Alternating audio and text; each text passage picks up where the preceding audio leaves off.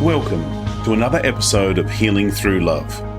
Each week, we share ideas, experiences, and resources to increase the awareness of domestic and family violence and to empower survivors to grow and thrive. We talk with experts who share their advice, or with people who have experienced abuse, no matter where they are on their journey. This is all about healing through love. And now, here are your hosts, Sharlene Lynch and Rose Davidson.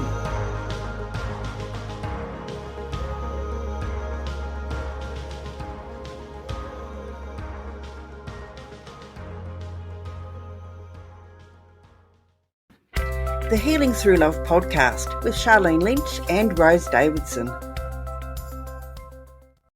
Leslie Gaudet discusses with us why self-care is the lifeblood to our success in life and in business in episode 78. When I learned that there were still things for me to unpack, and being okay that I can go back and look at my past to see myself, like to learn who I really was, because sometimes over time we forget. But if you take the intentional time to look back on your past, how you grew up, your family life, where you grew up, how you grew up, your experiences, the people that were in your life, the choices that you made, and then you look through as you got older, and it's like you're leapfrogging through time to see like who you were becoming and the choices that you were making.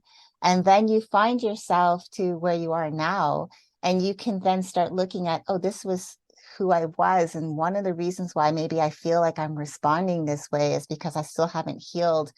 The Healing Through Love podcast with Sharlene Lynch and Rose Davidson. Hello and welcome to the Healing Through Love podcast. I'm your host, Sharlene Lynch from sharlenelynch.com. Healing Through Love is here to help victims and survivors of domestic and family violence find their way back to living a more fulfilling and meaningful life. We interview experts and survivors who share their personal stories and offer advice to those who've experienced abuse, no matter where they are on their journey.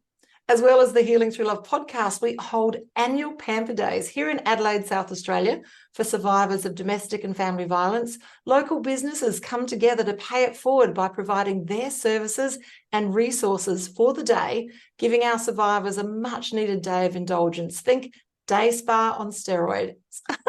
And I'm very excited to say that we have now gone global, and Healing Through Love, we are teaching ladies all around the world how to host these Pamper Days in their local cities. So if you're listening and you are a like-minded individual and you'd like to either be a sponsor or a participant and actually set up and pay it forward for the day, or you're a survivor and you'd like to attend, please contact us through Healing Through Love. We would love to have a conversation with you. We're looking for like-minded organisations. Now, every week we interview amazing humans, and I have Leslie Gaudet in the room. She is amazing. She's a motivational speaker, an international best-selling author, and self-care coach for female entrepreneurs. She helps her clients prioritize self-care so they can feel energized, focused, and confident in taking everything that comes their way. Through her coaching, her clients discover how self-care can truly provide that missing ingredient so that they can sustain their motivation and fully show up for their priorities each day and cultivate a sustainable self-care practice that supports their personal and professional growth. Hello, Leslie. It's so great to have you in the room. Oh, thank you so much, Sharlene. I've been looking forward to this. Oh, now I really would love to start by giving a little bit of a backstory, if that's okay. And one of the reasons why you're here with us today with Healing Through Love is that you've had your own personal experience. And is it okay if we have a chat about that? Because that, I feel, gives another dimension to the work that you do. Absolutely. I feel that when we can share a part of our own journey, it can help someone else heal. So I'm an open book. Excellent. So now, we were talking before we pressed record about life growing up. Can you maybe dig into that a little bit and just share the stories that we were talking about? Yeah. So for me, I'm going to come from a child's perspective.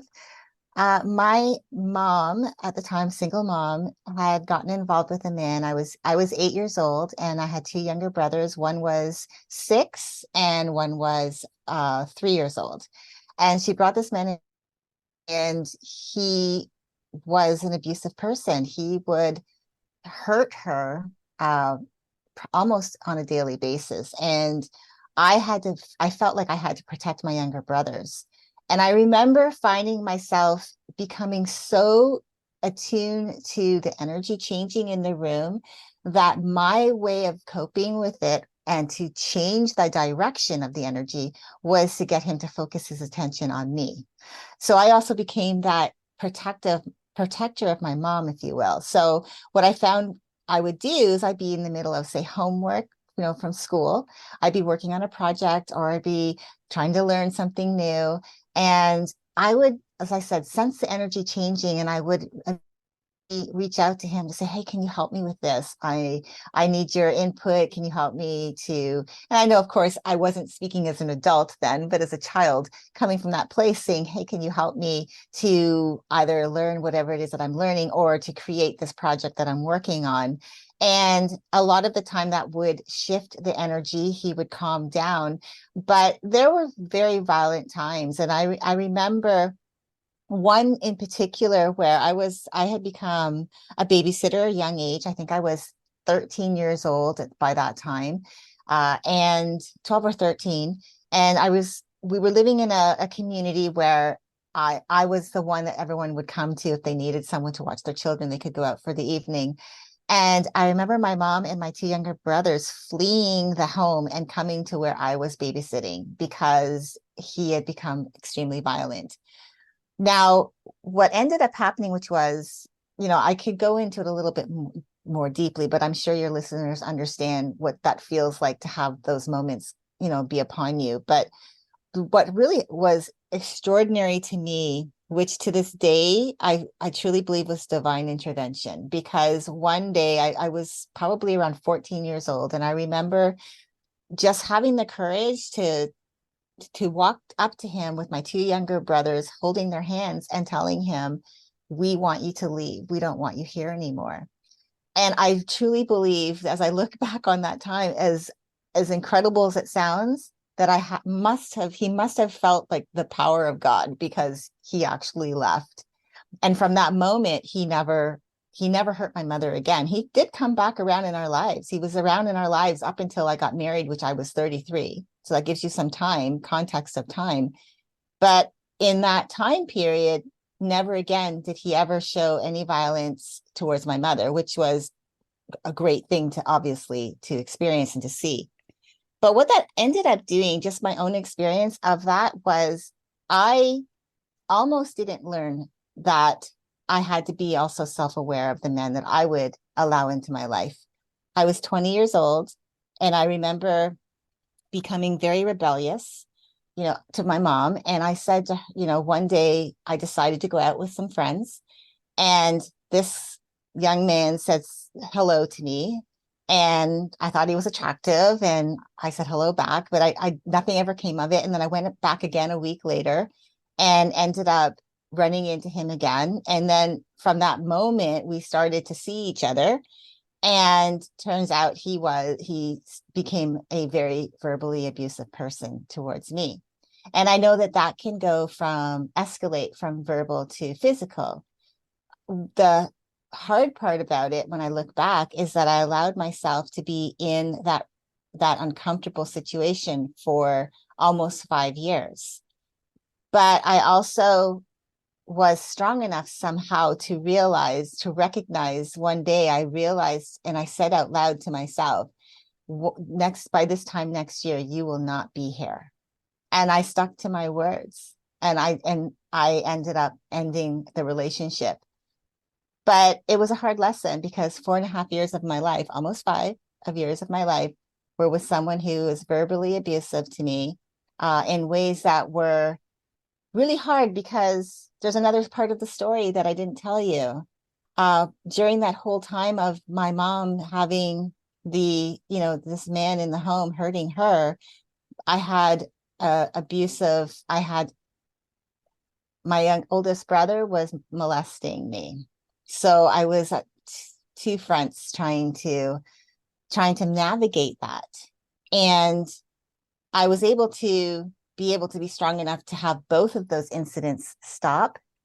But in the meantime, it was a lot of trauma that I had to deal with. And so I'm so grateful all these years later that I had gone through my self-healing journey. And I learned that I was stronger. I was stronger than I ever thought I was. And I can use my story to help someone else. So that's a little bit of my journey. Wow, thank you so much for being so vulnerable and sharing that with us. And if that hadn't happened, then maybe you wouldn't have went into this self-care and be now helping women all around the world. So thank you for gleaning the lessons through this pain and moving forward. That brings us to the work that you do in and around self-care. And obviously, when we have a challenged background, when we've had these things happen, well, I like to say for us, not to us, just so that we can shift the frequency on the language. It allows us then to really lean into the self-care. And so can you take us through some of your principles in and around self-care? Sure. So a lot of the self-care that I do is with women who are in business, who are, helping them to support themselves personally and professionally. But I know that self-care is so much more than just some of the things that I do when I work with them. It comes down to what some of the work that I did on myself and that I started out with when I first became a coach, which was emotional awareness. I became very fascinated with emotional intelligence and how to learn about the interpersonal and intrapersonal skill sets of not only learning your own emotional awareness, but also the emotions of others. And I think I had really been tuning into that as a young child, as I was able to sense the energy changing. And so to come back to it full circle years later, that's what I would end up doing, is using that as the beginning piece of becoming a coach and helping women around not only the emotional awareness piece, because from that place is usually where, especially if you've gone through some trauma, you are wounded and a lot of your responses are emotional. And that's not a horrible thing. I just want your listeners to know it's not a bad thing to have emotions or to be emotional. I think a lot of the time, especially as women, we're told we're overly emotional. And I think that when we're in touch with our emotions, it helps us to process things a lot quicker. And so for me, one of my very first clients she'd gone through a lot of trauma, a lot of physical trauma from men, from domestic violence, and her patterns were always finding herself repeating the story. And so what I wanted to do was to help her through the mindset piece of it, as well as the emotional piece of it, to help her to see, why are your patterns still bringing you back along the same path? Not from a shame place, but from a place to empower her to say, okay, I have the power to change the direction that I go. And she's become so much stronger. In the beginning, when we first started to work together, she almost felt like downtrodden, and she was afraid to leave her home. She was afraid to be inside her home, and she didn't really trust people. And so over a course of a year, because I really felt like I wanted to invest that time with her to help her to go through all of the things that she'd gone through, to really revisit it and be able to release these things. Because it is about revisiting, embracing the story that it happened, and then being able to release it and forgive yourself for any of the trauma that you still carry, that you're carrying because you don't know how to let go of it. And taking her through it was so powerful, because once we finished, it was this completely different person who was going out in the evening and making friends, going networking, starting a small business of her own, going out and just meeting people and not feeling afraid to be in her own home, not locking her, not feeling that she was obligated to lock the gate during the day, but actually feeling confident enough that she was safe, that she was okay. And I think that's part of it, is just learning to trust yourself. So it was really wonderful to be able to work through that with her. There's so much to unpack in that series of paragraphs. But I want to dial back to what you were saying about finding your passion and living on purpose, and how the breadcrumbs, the indicators, the ideas for who it is that you are now were found in your past. So as a young child, you could feel frequency and shifts in patterns of behavior, and you had the emotional intelligence to be able to divert the energy and the frequency. So I love that when we can bring that level of awareness to what we were doing as children and how we were responding, in there lies our super strengths, our superpowers, if you will, that we can bring into living our life on purpose. So I love that you've said that. And I really would like to dive in a little deeper into awareness. So you've mentioned that. How do we get to that level of awareness? What can we do to reach into awareness so that we can begin this journey? From what I understand, what you're saying is awareness is the beginning of this journey, but how do we reach into that level of awareness? Yeah, and that's a great question. And I think it really just it is intentionally taking time to go back through your past. And that can be painful. I understand that. For me, even before I decided to take my skill sets to help other people, I had to go through that journey myself. And I was resistant at first because I felt, as an adult, I've already done this. I've been through it. It's not affecting me. But reality was showing me that it was still affecting me, just by my choices, by me being, when I would have conversations with my husband, I was always responding from the wounded self. And so when I learned that there were still things for me to unpack, and being okay that I can go back and look at my past to see myself, like to learn who I really was, because sometimes over time we forget. But if you take the intentional time to look back on your past, how you grew up, your family life, where you grew up, how you grew up, your experiences, the people that were in your life, the choices that you made, and then you look through as you got older, and it's like you're leapfrogging through time to see like who you were becoming and the choices that you were making. And then you find yourself to where you are now, and you can then start looking at, oh, this was who I was. And one of the reasons why maybe I feel like I'm responding this way is because I still haven't healed from something from my past.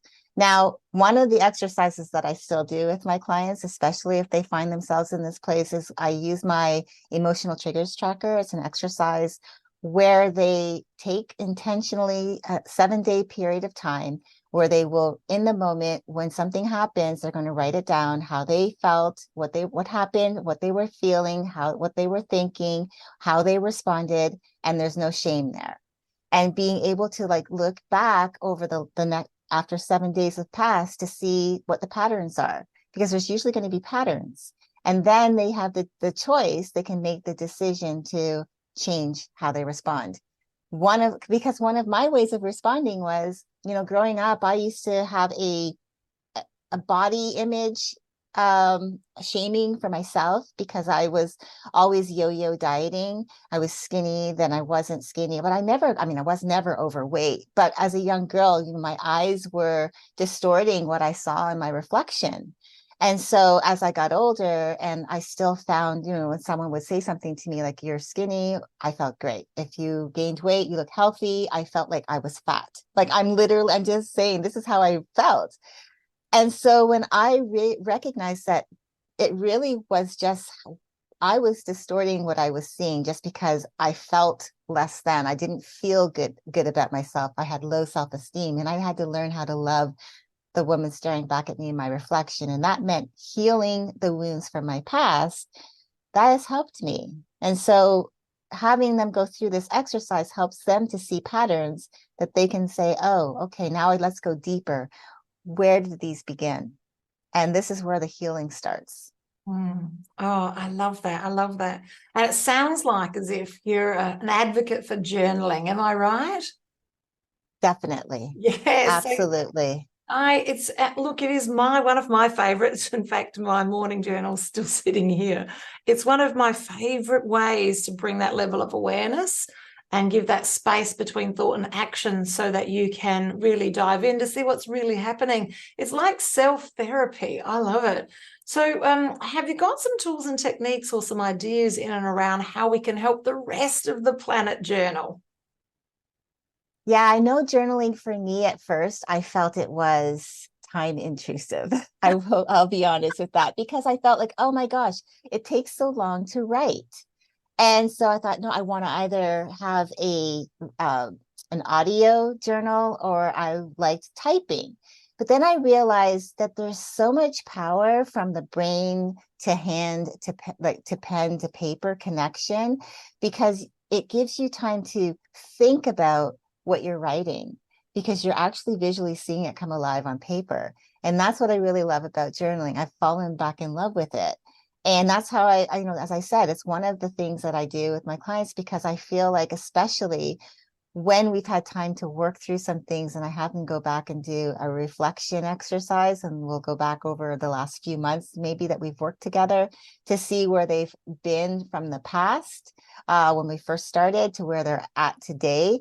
It's incredible what they find, because all of a sudden they're writing pages and pages, and it just comes alive. I think it's just in being intentional, doing it one day at a time.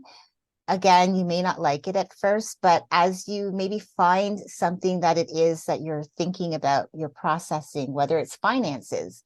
Maybe with finances, you're thinking, well, I want to have more money in the bank, and the reason why I want to have more money in the bank is so that I can have this type of lifestyle, so that I can give this for my children, so that I can have, more freedom for doing other things. You start to then, like, really, if you take the time and write it out, then you start to see, okay, well, the reason why I want to do this, and then it becomes even more, because you're actually stretching out your thoughts, and more is coming to you. And so that's why I feel journaling is really such an amazing tool that people overlook, and even along with meditation, because meditation, there's different forms of meditation. I know some people don't like some meditations, like mindfulness, because that's when you're plagued by, some people feel you're plagued by your thoughts.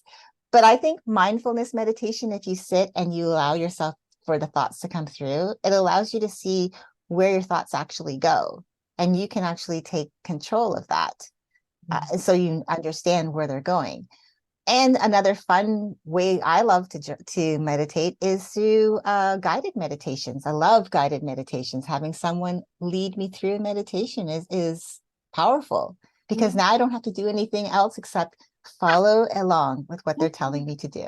Yeah, absolutely. And there's a time and a place for each of them, and they all serve a different purpose, and they serve a different purpose for people differently. So it's like trying on different outfits. It's like trying them on and see what fits for you at the time that you need that. And not everything's going to be a perfect fit.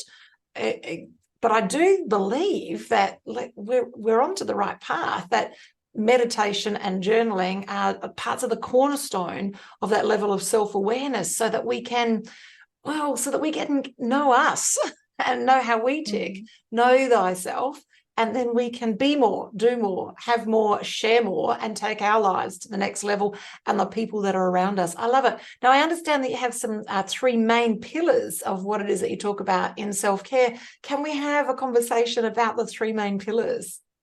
Yeah, absolutely. So I have three. I have more, but these top three, I believe, are essential to have that I feel successful life, personally and professionally. And that is, the first one is learning to say no. Now, there's so much power in that two-letter word, right?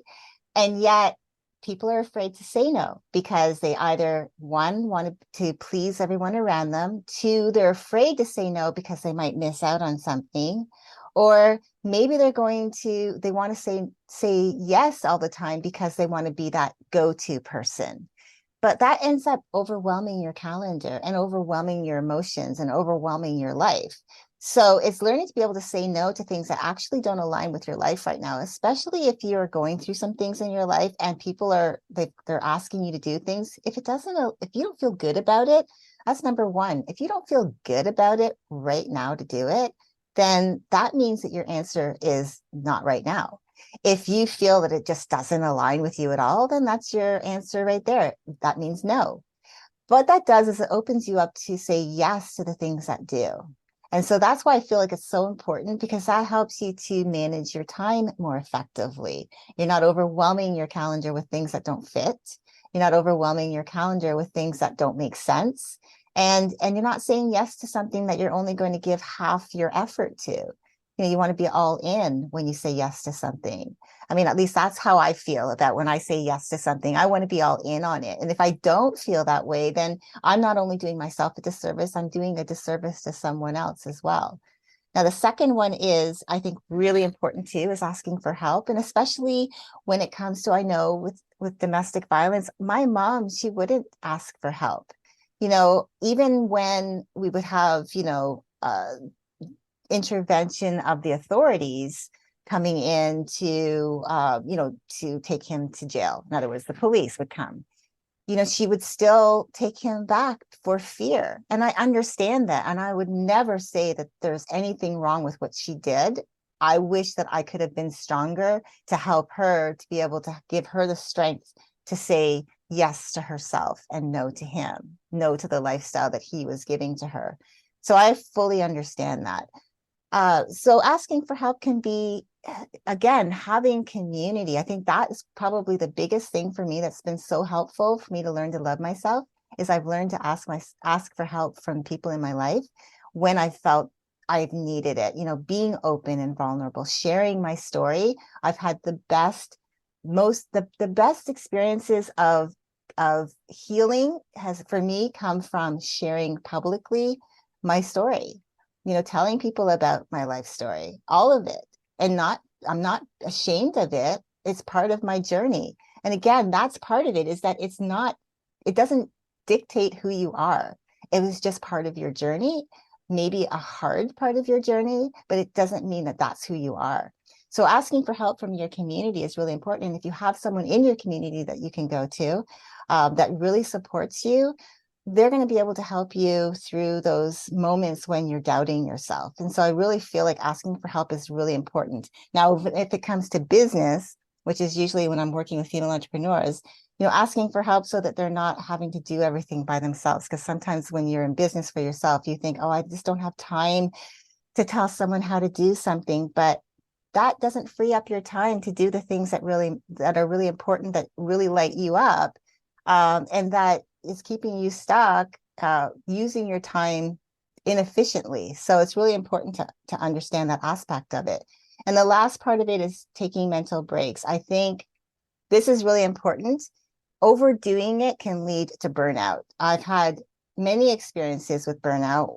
One I didn't even realize was burnout until I started looking back. As I said, our clues are in our past.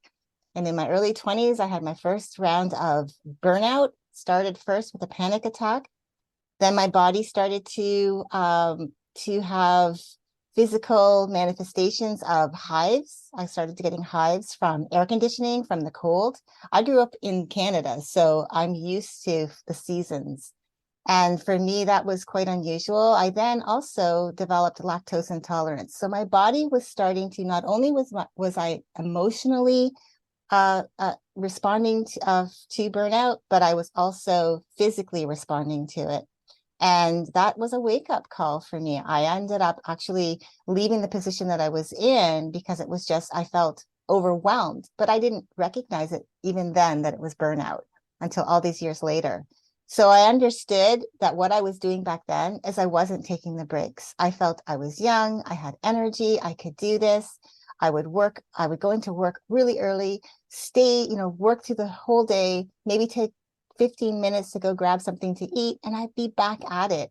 Take work home over the weekends. I was working. And that is why I was saying that for me, that's how I ended up with my first round of burnout.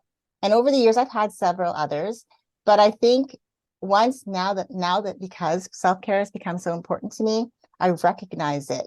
And it's one of my missions is to really help other women, to help them to prevent it, or at least to, if they're on that trajectory, to be able to course correct so that they don't have to experience it again. Yes, exactly. I love it. And that brings us beautifully to your offering today for our listeners. And that's the 30-day self-care email course. So can you just talk to us just a little bit about that offering?